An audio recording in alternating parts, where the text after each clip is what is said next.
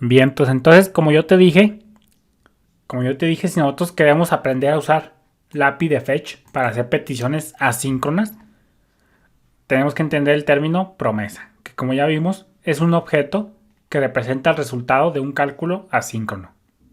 Ese resultado puede estar listo o no, y la API de promise es intencionadamente imprecisa al respecto. Dice que no hay forma de obtener de forma sincrónica el valor de una promesa. Es lo que te decía. Un cálculo asíncrono, no hay forma de que tú accedas de forma sincrónica al resultado de ese cálculo asíncrono. Porque tú no sabes a ciencia cierta cuánto se va a tardar ese cálculo asíncrono. Entonces quiero que entiendas eso, que un cálculo asíncrono nunca se puede obtener de forma sincrónica. Tienes que delegarlo a un tercero, como lo hace aquí JavaScript, para no detener el hilo principal de JavaScript. Entonces dice, solo se puede pedir a la promise que llame a una función callback cuando el valor esté listo. Es decir, tú pones una función callback en esa promesa y esa función callback se va a ejecutar cuando el resultado asíncrono esté listo. La persona que llama puede registrar uno o más callbacks en este objeto promise, que ahorita vamos a ver, en este objeto promesa.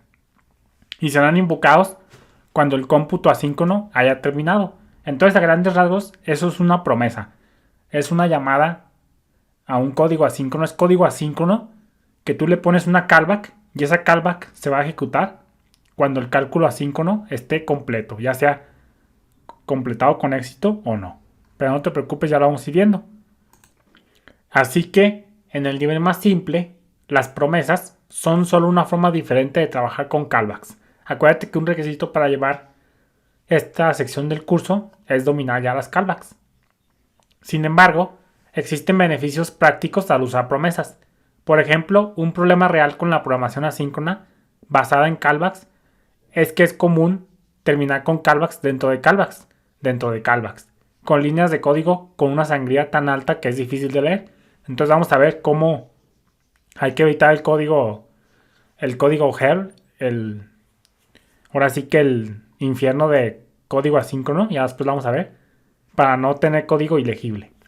Las promesas permiten que ese tipo de callback anidado se exprese como una cadena de promesas más lineal que tiende a ser más fácil de leer y de razonar. Fíjate, déjame abrir un callback hell o código del infierno. Fíjate cómo esto se hacía en las primeras funciones, en las primeras versiones de JavaScript, lo que se conoce como infierno de callbacks. Pero ahora con las promesas tú puedes evitar todo esto, no tener tanta anidación. Fíjate cómo todo esto se va anidando, que es el código muy difícil de leer. Pero gracias a las promesas nosotros podemos hacer esto mucho más legible. Entonces, pues esto es un problema y es lo que se conoce como callback hell. Ya después lo vamos a ver, no te preocupes. Y esto se logra mejor. En vez de un callback hell, mejor hay que usar encadenamiento de promesas, como lo vamos a ir viendo conforme avancemos en el curso. Entonces, en las primeras versiones de JavaScript se usaban las callbacks para el código asíncrono. Pero otro problema de las callbacks, aparte de este que se puede ser el código muy difícil de leer, es que pueden dificultar el manejo de errores. Si una función asíncrona o una función callback invocada de forma asíncrona lanza una excepción, no hay forma de que esa excepción se propague de vuelta al iniciador de la operación asíncrona, así no te puedes recuperar, por decirlo de una manera. Este es un hecho fundamental sobre la programación asíncrona. Rompe el manejo de excepciones. Entonces, cuando se usaba callbacks para hacer código asíncrono, a veces el manejo de errores era muy difícil. La alternativa era rastrear y propagar meticulosamente los errores con argumentos y valores de retorno, pero eso era tedioso y difícil de hacer bien. Entonces las promesas ayudan aquí, estandarizando una forma de manejar los errores y proporcionando una manera de que los errores se propaguen correctamente a través de una cadena de promesas. Ya después la vamos a ver. Entonces, pues primero tuvieron lo que son las callbacks hell, los callbacks para conseguir código asíncrono. Luego se vio el XML HTTP request y finalmente se llegó a lo que es la API de fetch. Entonces, esa ha sido la evolución de cómo se han manejado las peticiones asíncronas.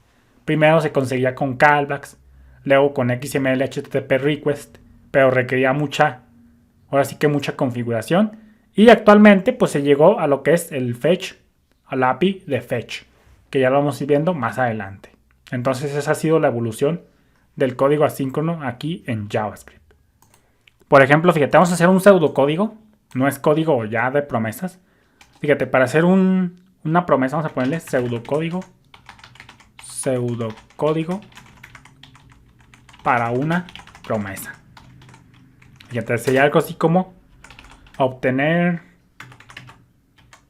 resultado en JSON.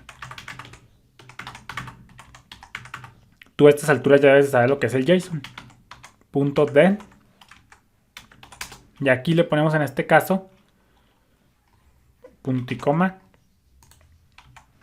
Y aquí le ponemos function. Vamos a ponerle data en JSON. Data en JSON. Y acá pues ponemos, por ejemplo, usar las funciones de flecha.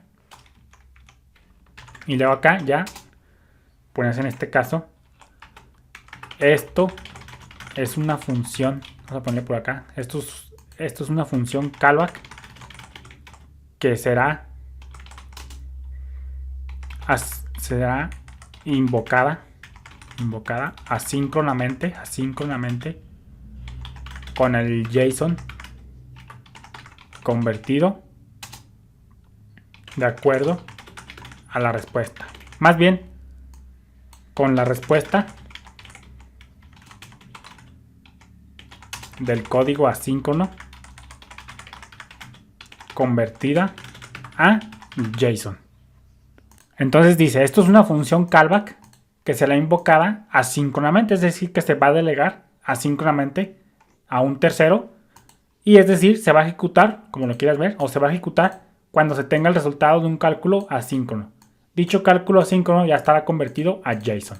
Entonces, cuando tú escuches que una función callback será invocada asíncronamente, pues lo que mirábamos por acá es que quiere decir que JavaScript va a mandar esa función callback a un tercero para que lo ejecute de forma asíncrona. Y esa función callback, al final de cuentas también se puede ver que se invoca asíncronamente, porque se va a ejecutar solo cuando el resultado del cálculo asíncrono esté disponible. Por eso se dice que es invocada asíncronamente, porque no se va a ejecutar la función luego, sino que hasta que se tenga el resultado de ese cálculo asíncrono. Entonces, tengan en cuenta que las promesas representan los resultados futuros de cálculos asíncronos individuales. Sin embargo, no pueden utilizarse para representar cálculos asíncronos repetidos. Por ejemplo, getJSON, o lo que se conoce aquí como getResultado en JSON, inicia una petición HTTP asíncrona. Repito, esto es un pseudocódigo. En este caso, getResultado en JSON inicia una petición HTTP asíncrona para la URL que tú especifiques, y luego, mientras esa petición está pendiente, devuelve un objeto promise. Toda esta función, aunque es un pseudocódigo, en teoría representa o retorna un objeto promise. El objeto promise o el objeto promesa define un método de instancia que se llama then, ya después lo vamos a ver. Y entonces, en lugar de pasar nuestra función callback directamente al getResultado en JSON, se lo vamos a pasar al método then, que vamos a ver mucho más adelante. Cuando llega la respuesta HTTP, el cuerpo de esa respuesta se analiza como JSON. Ya después vamos a ver que hay métodos para convertir a JSON. Y el valor analizado resultante se pasa a la función que pasamos a then. Quiere decir que en el then de una promesa es donde cogemos el resultado ya convertido en JSON. Pero lo vamos a ir viendo ya conforme avancemos en el curso. Salud.